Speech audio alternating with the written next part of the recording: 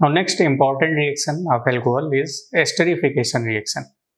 अब esterification reaction क्या है उसको डिस्कस करते हैं। किसी कार्बोक्सिलिक एसिड का रिएक्शन अगर अल्कोहल से एसिडिक मीडियम में करा दें तो एस्टर बनता है, उसी को एस्टरिफिकेशन रिएक्शन बोलते हैं। जैसे मैंने एक कार्बोक्सिलिक एसिड RCOH ले लिया, दिस इज RCOOH, इसका रिएक्शन मैंने अल्कोहल से करा दिया, alcohol is R-OH acidic medium में, तो ओवरऑल H2O निकल जाता है, एसिड से OH और अल्कोहल से H, ऐसे। अब जो प्रोडक्ट बना this is RCOOR plus H2, this is ester. No carboxylic acid और अल्कोहल का एसिडिक मीडियम में आपस में जोड़कर एस्टर बनाना ही एस्टरिफिकेशन रिएक्शन कहलाता है। अब ये रिएक्शन इक्विलिब्रियम में होता रहता है, यानी ये बैकवर्ड डायरेक्शन में भी हो सकता है। तो जो फॉरवर्ड रिएक्शन है that is known as esterification reaction.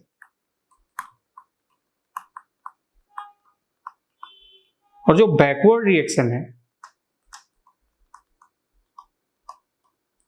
This is known as hydrolysis of ester.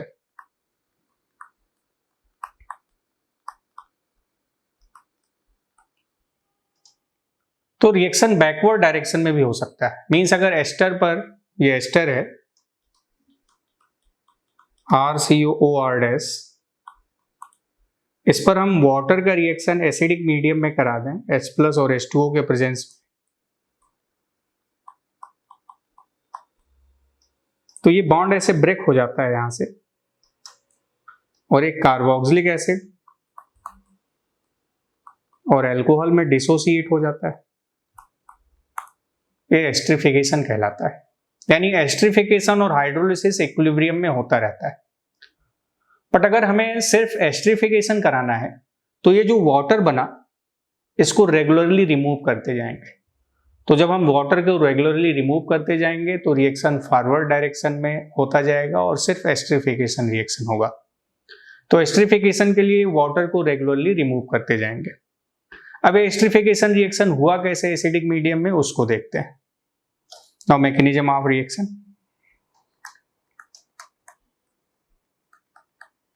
Now carboxylic acid is RCOH,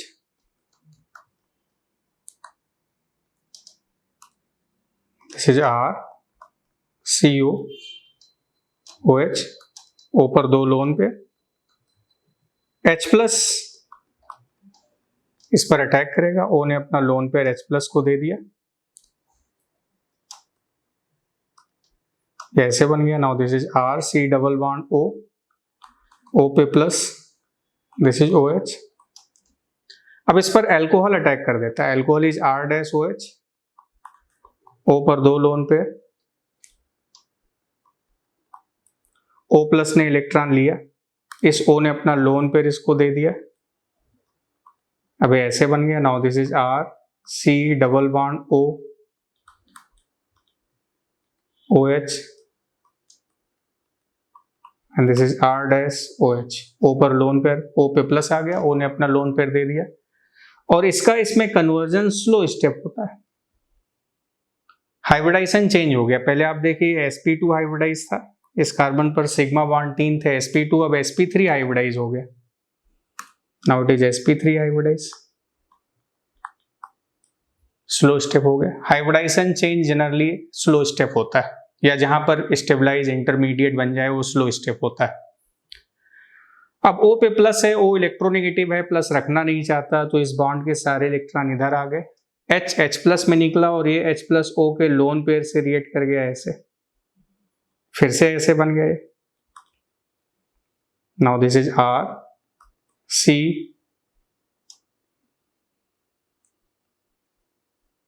RCOH, this is OH2+ and this is OR-। अब O पे प्लस है, वाटर निकलेगा यहां से electron लेके, तो इस C पे प्लस आएगा, -H2, और दिस इज RCOH, यहां पे plus, and this is O R dash. अब इस प्लस को O ने अपना लोन पेयर इलेक्ट्रॉन दे दिया ऐसे, ये ऐसे बन गया। Now this is R C double bond O, O पे plus, and this is O R dash. अब O प्लस ने इलेक्ट्रॉन ले लिया, H प्लस निकल गया, minus H plus. Now you will find this is R C O O R dash. Ester इस तरह से बन गया। और अगर इसी रिएक्शन को हम बैकवर्ड डायरेक्शन में करा दें, यानी यहां से शुरू करें ऐसे, तो वो हाइड्रोलिसिस ऑफ एस्टर हो जाएगा। तो कार्बोक्सिलिक एसिड का अल्कोहल से एसिडिक मीडियम में रिएक्शन एस्टरिफिकेशन, और एस्टर पर H प्लस और वाटर का रिएक्शन हाइड्रोलिसिस रिएक्शन कैसे होता है उसकी मैकेनिज्म यहाँ पे डिस्कस की गई। इसका बनना ही स्लो स्टेप था, तो जो रिएक्शन का रेट ऑफ रिएक्शन है, this is directly proportional to concentration of RCOH as well as concentration of R-OH। यानी रिएक्शन की जो मॉलिकुलरिटी है वो 2 है, तो ये एक बाई मॉलिकुलर रिएक्शन होता है। सो एसिडिक मीडियम में रिएक्शन होता है, but esterification normally by molecular reaction होता है। कुछ केस में ये यूनिमॉलिकुलर भी हो सकता है, जिसको आगे की हम लोग डिस्कस करेंगे। कोई भी कार्बोक्सिलिक एसिड है, जैसे मैंने यहां पर ले लिया CH3COH, उस पर इथेनॉल का रिएक्शन करा दिया C2H5OH का, एसिडिक मीडियम ले लिए, तो रिएक्शन एकदम सिंपल कि एसिड से OH और अल्कोहल से H निकला, और फाइनली जो प्रोडक्ट बना, now this is CH3COOC2H5। Now this is the product. मैंने बेंजोइक एसिड लिया, दिस इज PHCOH, इस पर मिथेनॉल का रिएक्शन करा दिया एसिडिक मीडियम में, एसिड से OH, अल्कोहल से H, PHCOOCH3।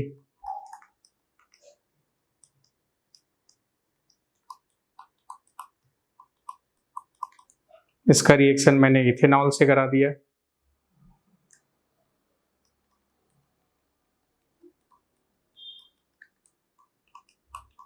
H plus,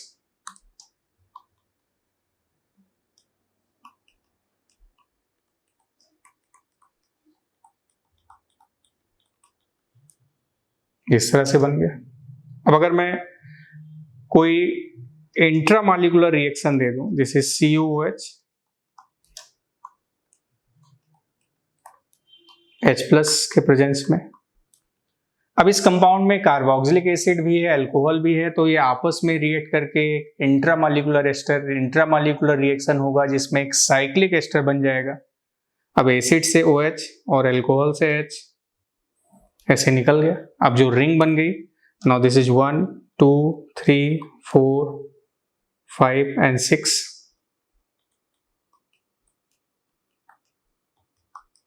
now this is the product of the reaction. तो इस तरह से एस्टरिफिकेशन रिएक्शन होता जाएगा। अब जैसे ऑक्सैलिक एसिड है,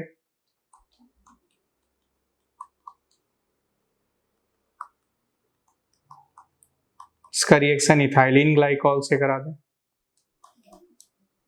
एसिडिक मीडियम में। अब अगर यहां पर ये एस्ट्रिक साइन में लगा दूं, तो एसिड से OH और अल्कोहल से H निकलेगा इस तरीके से। Now the product of the reaction is this one.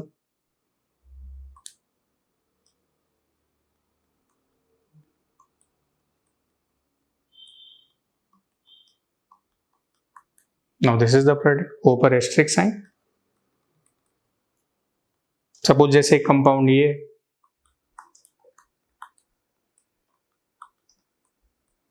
This is COH, इस पर H प्लस का रिएक्शन करा दें, तो एसिड से OH और अल्कोहल से H, इस साइक्लिक प्रोडक्ट ऐसे बनता जाएगा।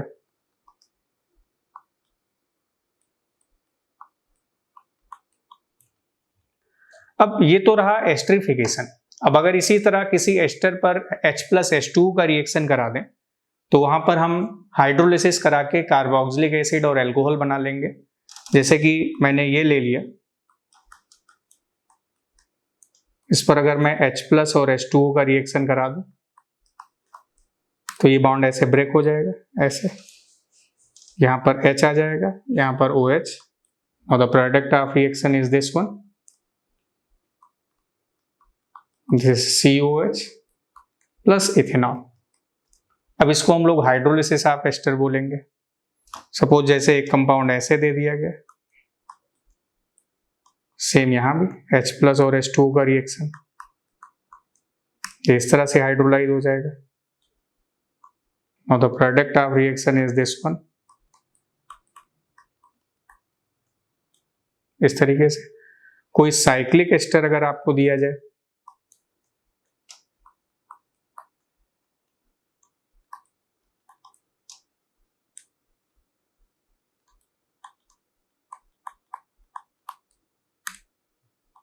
ये भी ऐसे ब्रेक हो जाएगा, इधर H इधर OH।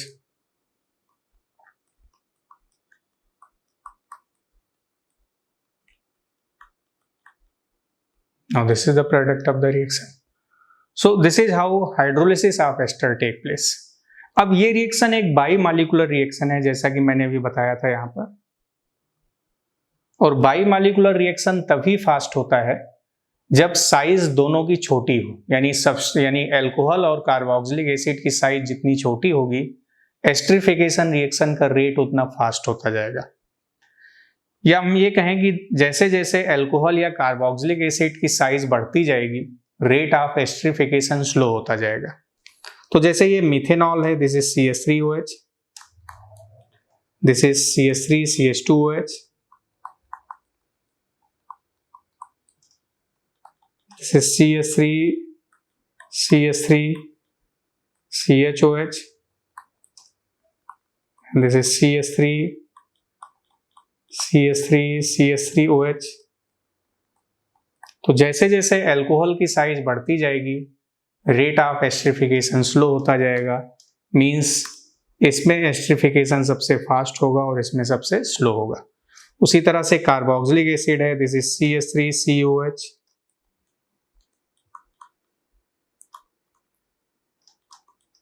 this is CH3CH2COH, this is COH।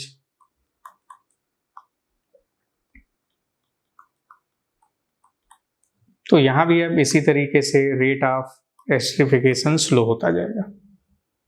और जो एस्टरिफिकेशन होता है वो एसिडिक और बेसिक मीडियम में सिर्फ एसिडिक मीडियम में होता है, बेसिक मीडियम में एस्टरिफिकेशन नहीं होता। लेकिन जो हाइड्रोलिसिस ऑफ एस्टर है वो एसिडिक मीडियम में भी होता है और बेसिक मीडियम में भी होता है। बट बेसिक मीडियम में एस्टर की हाइड्रोलिसिस से सॉल्ट ऑफ एसिड और एल्कोहल बनता है। अगर मैं एस्टर की हाइड्रोलिसिस बेसिक मीडियम में करा दूं, सपोज एक एस्टर है, दिस इज RCOOR-, इस पर OH- का रिएक्शन करा दूं, जैसे NaOH ले लूं मैं। Now we will find salt of acid, RCO- Na plus R-OH। मैं ये बताना चाह रहा हूं कि जो एस्टरिफिकेशन रिएक्शन होता है वो सिर्फ एसिडिक मीडियम में होता है, बेसिक मीडियम में नहीं होता है। लेकिन जो हाइड्रोलिसिस ऑफ एस्टर है वो एसिडिक में होता ही है, जो अभी हम लोगों ने डिस्कस किया, साथ ही साथ बेसिक मीडियम में भी होता है। बट बेसिक मीडियम में एस्टर की हाइड्रोलिसिस से हमें सॉल्ट ऑफ एसिड और अल्कोहल मिलता है, जबकि एसिडिक मीडियम में कार्बोक्सिलिक एसिड और अल्कोहल मिलता है। नाउ एस्टर है, इसका बेसिक मीडियम में रिएक्शन कराया तो ये सॉल्ट ऑफ एसिड और अल्कोहल मिल गया। अब ये कैसे बनता है उसको डिस्कस करते हैं। Now mechanism of reaction, this is RCOOR-, इस पर NaOH का रिएक्शन हुआ, NaOH में Na+ और OH-, इसने अटैक किया, O पे माइनस आ गया। नाउ दिस इज RCO-, बगल में Na+, this is OH OR-, अब O माइनस शिफ्ट होगा तो OR लीविंग ग्रुप की तरह निकल गया। Now this is RCOOH plus OR dash minus Na plus. अब ये एसिड बेस रिएक्शन कर लेगा, RO माइनस H प्लस से रिएक्ट कर लेगा। Now we will find RCOO minus, बगल में Na प्लस, साथ ही साथ R डैश OH। तो इस तरह से बन जाता है। अगेन इसी का बनना ये स्लो स्टेप है, NaOH का अटैक होना, तो यही स्लो स्टेप होगा, इसी से रेट ऑफ रिएक्शन डिसाइड होगा। यानी जो रेट ऑफ रिएक्शन है this is directly proportional to concentration of ester as well as concentration of base. Again reaction is bimolecular, so this is bimolecular reaction. तो कोई भी अगर मैं एस्टर ले लूं, now this is CH3 CO OC2H5, इस पर मैं बेस KOH का रिएक्शन करा दूं, now we will find this is CH3 CO O minus K plus plus C2H5OH, यानी सॉल्ट ऑफ एसिड और एल्कोहल मिलता जाएगा। अब अगर मैं ऐसे ले लूं कि दिस इज PHCOOCH3, इस पर बेस NaOH का रिएक्शन करा दिया जाए, now we will find this is PHCOO minus Na plus plus methanol CH3OH। अगर मैं कोई साइक्लिक एस्टर ले लूं, दिस इज COO, इस पर NaOH का रिएक्शन करा दिया जाए तो ये ऐसे ब्रेक हो जाएगा। Now we will find this is COO minus Na plus and this is OH, इस तरीके से। तो बेसिक मीडियम में एस्टर की हाइड्रोलिसिस से सॉल्ट ऑफ एसिड और एल्कोहल बनता गया। रिएक्शन अगेन बाईमॉलिक्यूलर है, और जितना ही ज्यादा यहाँ पे प्लस चार्ज होगा OH का अटैक उतना फास्ट होता जाएगा, रेट ऑफ रिएक्शन बढ़ता जाएगा। जैसे आपको वेरियस कंपाउंड्स दिए जाएं और उसमें रेट ऑफ हाइड्रोलिसिस पूछा जाए कि किसका फास्ट होगा किसका स्लो होगा। Suppose this is CH3 COOC2H5 and this is HCOOC2H5। तो बाईमॉलिक्यूलर रिएक्शन तभी फास्ट होता है जब साइज छोटी हो। तो अब यहां पर CH3 है, यहां पर H है, तो इसका रेट ऑफ हाइड्रोलिसिस और फास्ट होता जाएगा। या यहां पर जितना ही ज्यादा पार्शियल प्लस होगा रिएक्शन उतना फास्ट होगा। CH3 एक प्लस आई ग्रुप है तो प्लस आई इलेक्ट्रॉन देगा, तो यहाँ पर बेस OH का अटैक थोड़ा स्लो हो जाएगा, तो यहाँ पर हाइड्रोलिसिस और स्लो होती जाएगी। उसी तरीके से आपसे बोला जाए कि दिस इज PHCOOC2H5